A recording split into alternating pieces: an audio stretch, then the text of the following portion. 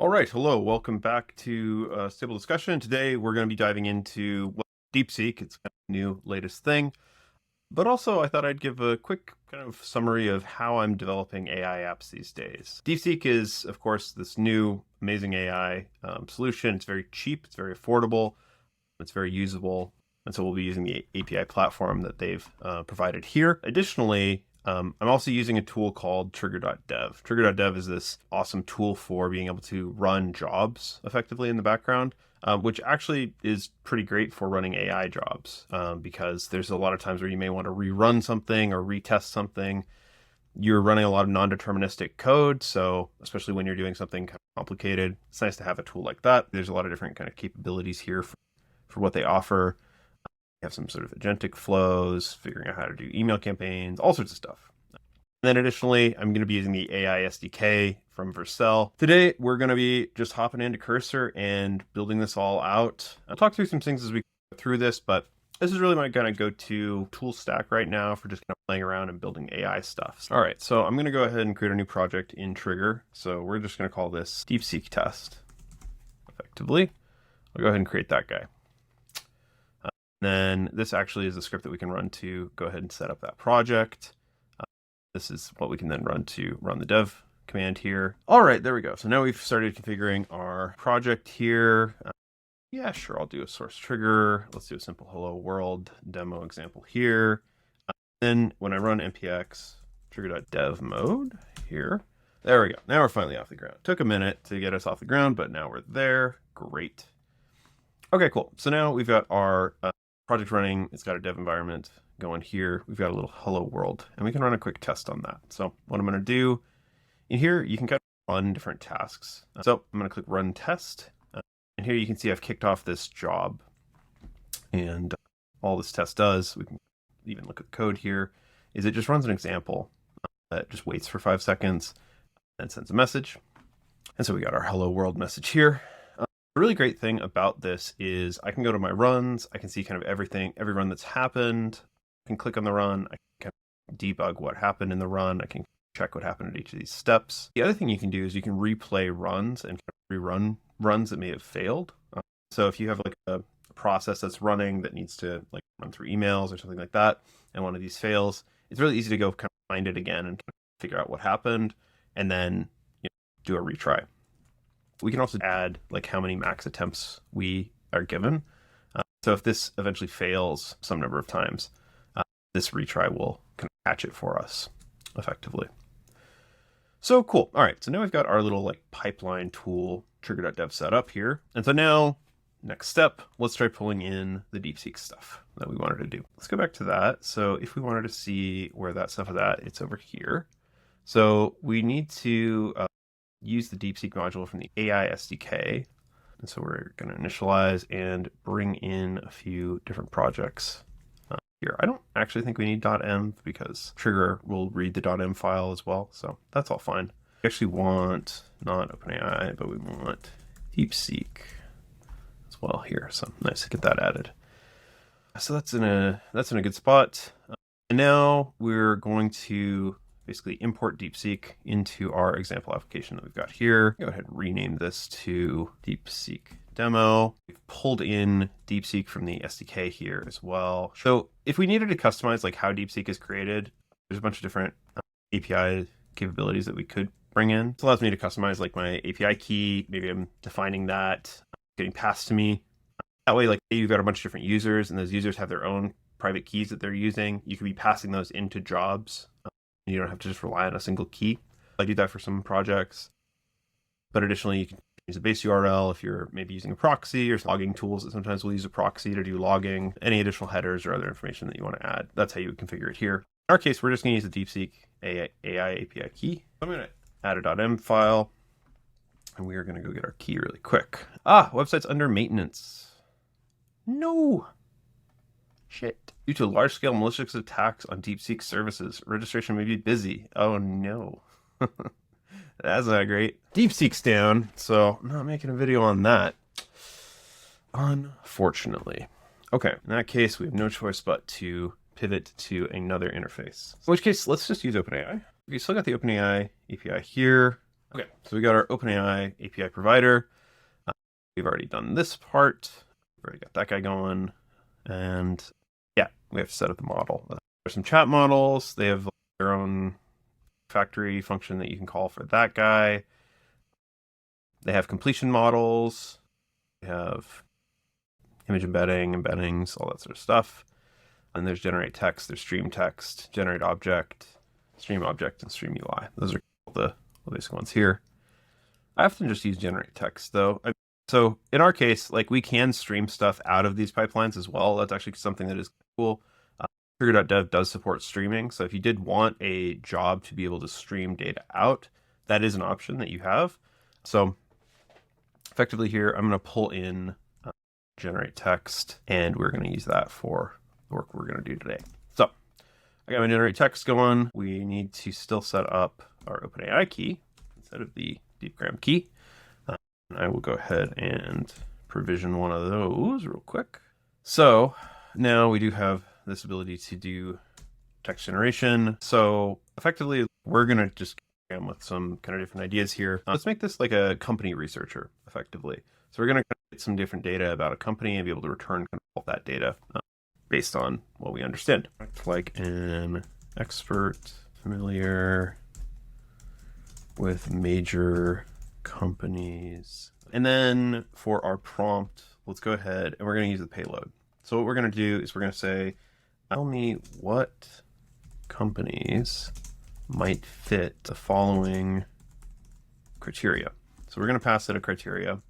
And then what we're going to do is we're also going to give it a schema, which I think we can pass in. Oh, I think this has to be generate object. That's what we need to use. Okay, so we need to generate an object. So we're going to use Zod for this, which is another awesome library as well. Let's generate an object. We're going to generate an object about OpenAI using 4.0. We're going to say, okay, tell me what might fit the following criteria. Let's say name. So this is going to be my object. And I'm going to do a couple things. So I'm going to say description, which is going to be a string. And then I'm going to describe what this is going to be. So this is a way that you can say, hey, I want it to be structured in this way, but I also want to describe what each thing in that structure means. So I'm going to make this description, and this is going to be a description of companies that may match that criteria. So we're going to say it's a string of companies that match that criteria. So now we've got our response here. And then the nice thing about this response is that it actually has this like object available. And that object we can actually directly just get stuff off of. Before, if you really wanted to get some of these things, you'd have to do this whole thing, right? So you'd have to do the format, you'd have to get the following criteria, you'd say I'm going to return a JSON object, but you don't really know what that object looks like. So you have to define additional properties to say like, hey, like this is what I want this object to be like. But the nice thing about this and the way generate object works that Vercel has been really working on is like it does that for you. One other thing that's interesting about the schema that gets passed in here, not everything inside of Zod actually works with OpenAI and Gemini and all these different structured providers. Vercel is actually the one that's kind of managing this with generate object. You can use OpenAI's generate object capability here too, where you're enabling these structured outputs in one of the later 4.0 versions, but they have like all of these limitations. And yeah, it's just it's detailed in their docs, how it works, structured outputs, how to use supported schemas. Yeah, so it's just like, these are the only schemas that you can use. If you want to use anything else outside of that range, SOL. So if you use Vercel, because Vercel's actually trying to parse it using their stuff anyway. And so that's nice. I really like how Vercel has really thought about doing this. So anyway, we've got this generate object. We're going to generate this response to get these companies. And we're passing in a criteria to do so. So let's go ahead and test this out. I am going to return my response. It's just going to be a response object here. Cool. So we've got this demo going. Let's bring back the terminal and let's go ahead and run this guy. So we're going to go back to Trigger.dev. We have a brand new task called demo here. And now when we trigger this, and we're going to pass in a criteria. So we're going to find, I want to see Canadian companies that sell soap. We're going to log that as our criteria here. And so we got Rocky Mountain Soap Company, The Soap Works, Buck Naked Soap Company, Lush Cosmetics, and Carina Organics. Cool. Those all sound like companies that may sell soap. It's pretty exciting. I'm going to use Jina Reader AI. Jina Reader is this capability to be able to read from the web and convert a URL to a LLM-friendly input. So rather than if I wanted to understand what's on a web page, the basic kind of data on a web page, you could look at the source. It looks like this. The content may be difficult to find. You can see that there's some content in there. That's just hard to read. And it's hard for an LLM to also read as well. What Jina Reader does is it really helps us convert a page into some simple text effectively. That's like the big part of it. They have a bunch of different products in here. Let's go down to find the web search version here. Okay. So this is our query. This is the search API here. Okay, cool. Got it. Okay. And it makes sense. Java. Oh, I don't want Java. Oh, it's generating some code. Okay, I don't want that. Okay, here we go. This is how this works. So it can basically make an HTTP request, give it the host name, the path, the headers. That's how it works. That's so that you can give it your API key. What I'm going to do is we are basically going to copy this example that we have, and I'm going to create a new file. I like doing, when I have like multiple steps, I like doing a one here, and this is going to be learn more.ts. So we got our same task here that we've got going, and this is going to be learn more task. Love it. And so this is going to have a payload, learn more. I am going to say, update this file to make this using fetch. Okay. All right, so in here, we're just running through with cursor versus agent mode, and we are just updating this task here. So now we've got our nice fetch request here. We have our bearer token defined this way. We have a Jina API key, so it actually remembered that. We don't want to retain images. We want to get our description here. Cool, I'll accept the file. Okay, so we've got our new learn more task. We are going to go ahead and say encode URL component. And then this is going to be our company that we're going to pass out here. And let's do our const query is something like this, but I'm going to say, tell me where payload company is located and how much it costs for shipping to the US. Sure, we'll say that. Say we're going to do a little bit of research here. Is it a JSON response that we get back? Regular old text response, I'm pretty sure. Yeah, I'm pretty sure it's not going to be JSON. So we're going to get back text at the end. I guess what we'll do for now is we're just going to return the data so that we can see what's happening here. We've got our new task pretty much created. It's using Jina. We've got our Jina key passed in. Let's go ahead and try this out. Now, if we go back to our tasks, even just because I just created the new file here, we actually now have the learn more task separate from the other one. So yeah, I'm going to run a test for the demo task. It's already set up with that criteria we did last time. But I'm going to do this one here. So this is going to be the learn more task. So I'm going to take a company, and we're going to use the Buck Naked Soap Company. I'm going to go ahead and run this test. So now this is going to use the Jina search API to be able to go get learn more. So it's going to go off, learn more about the Buck Naked Soap Company using our Jina key, and we're going to go get back some results. And so you can see this takes a little while, but we get our response back. It's an FAQ about the soap company, ship within the Canada, US. So I've gone off and learned something about this company, gone off and made this request. And so now what I'm going to do is I want to take it all and bring it all together. So I've got my 0 task here, which is my demo that's going to kick things off. So I get my response. I've got my list of companies here. And then what I'm actually going to do is I'm going to do const results is going to equal await, and I'm going to use that learn more task that we defined before. So I'm going to do learn more task, which I'm going to import here.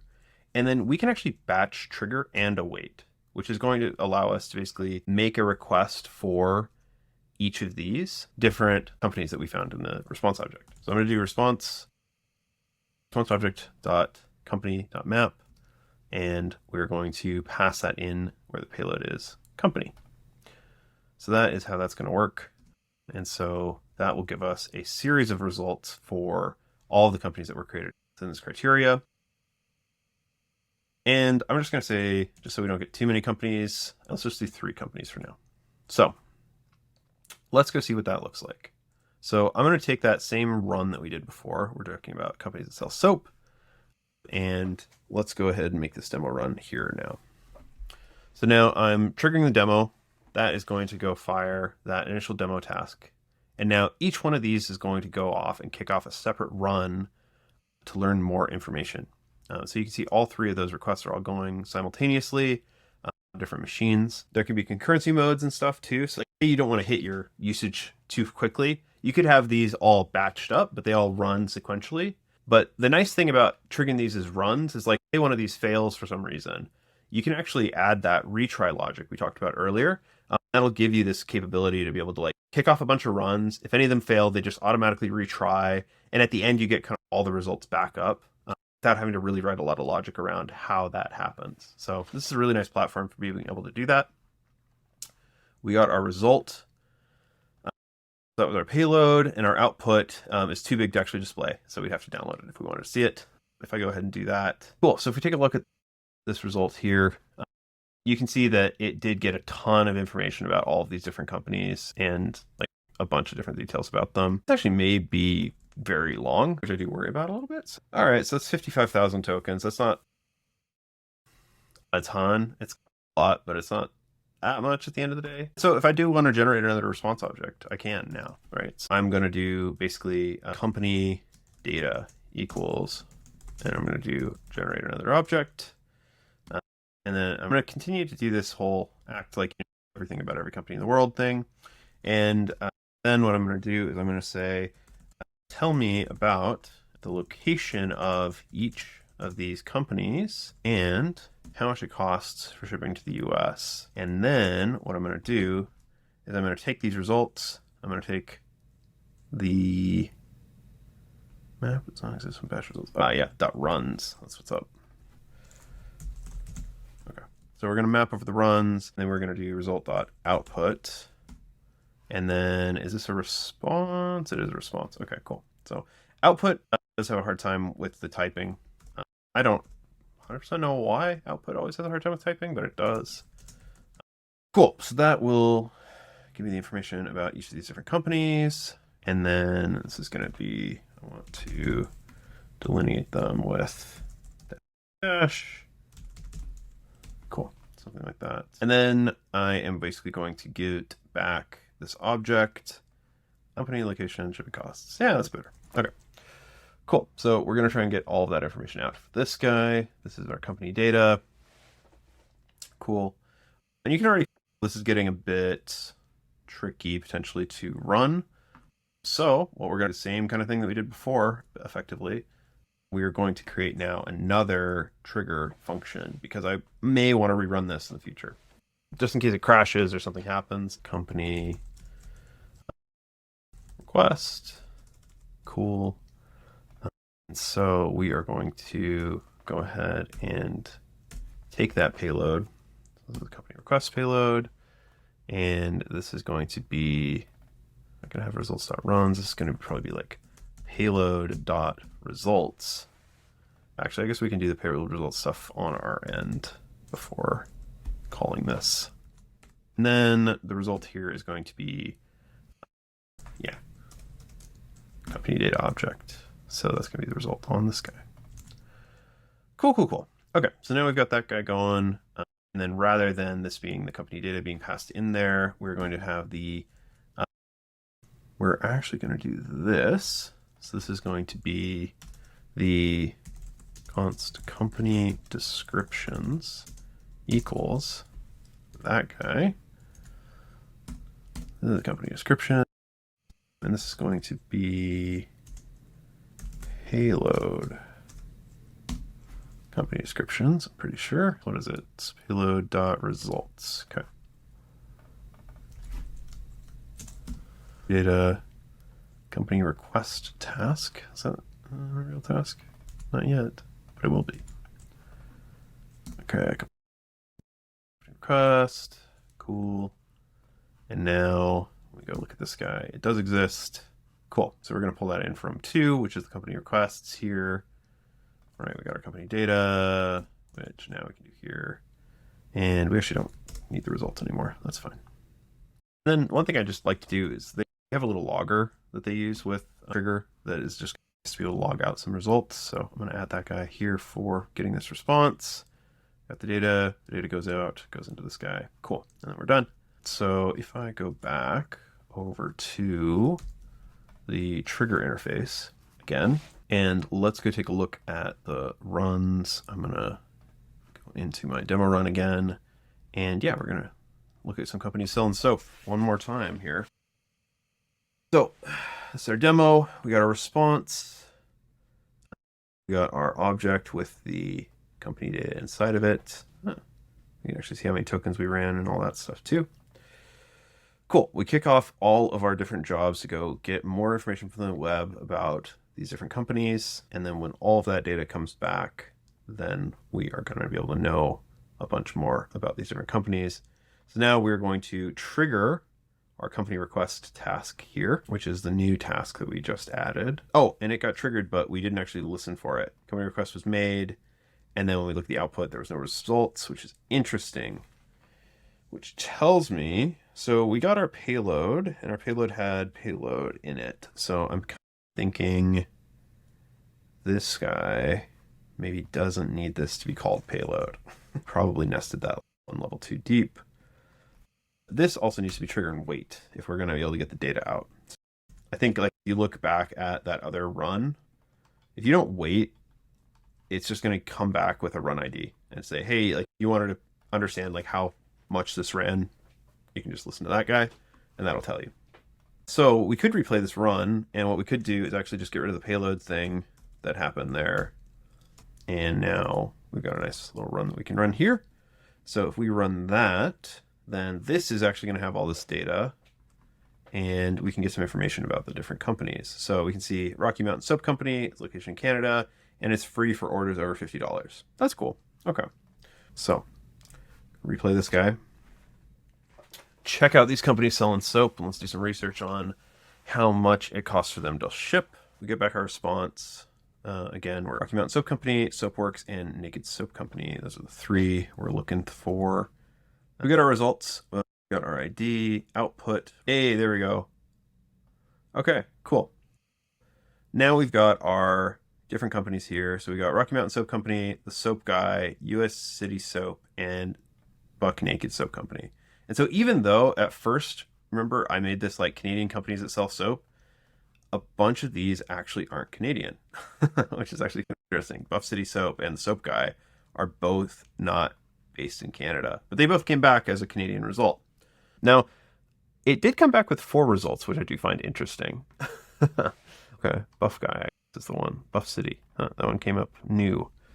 That's interesting. So it may actually be that one of these was like using one of these as a distributor or something. Typically free for larger orders, free over $50, but a lot of these are very free. I do wonder if some of these do ship internationally. That might be another question that would be worth asking is, hey, does this actually ship internationally? And if so, free is pretty cool, but I doubt it.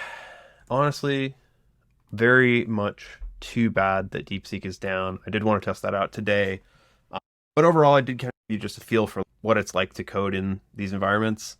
We got a really good look into Trigger, how Trigger works. We got a good feel for the AI SDK and what Vercel has going on with that. We also got to take a quick glance at Jina and the Reader API and how we're able to integrate web information into the app.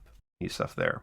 If you're interested in any of the other tools I use, I do actually have a big old bundle of links in the notes. Go check that out. You might find it interesting what's available there. Additionally, if you just can't get enough of us, you can go check us out at blog.stablediscussion.com. That's a good place to go find more information about what we think about AI and kind of the things that we're up to there. Feel free to go check us out. And thanks so much. Have a good rest of your day.